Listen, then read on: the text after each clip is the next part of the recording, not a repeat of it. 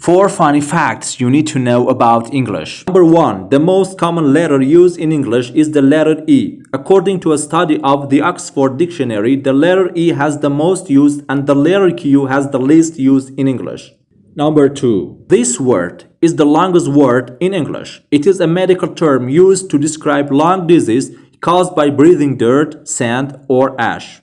Number 3. English is the official language of air travel. You must have noticed that wherever you travel in the world, pilots and flight attendants can speak English. This indicates that English is the official language of air travel.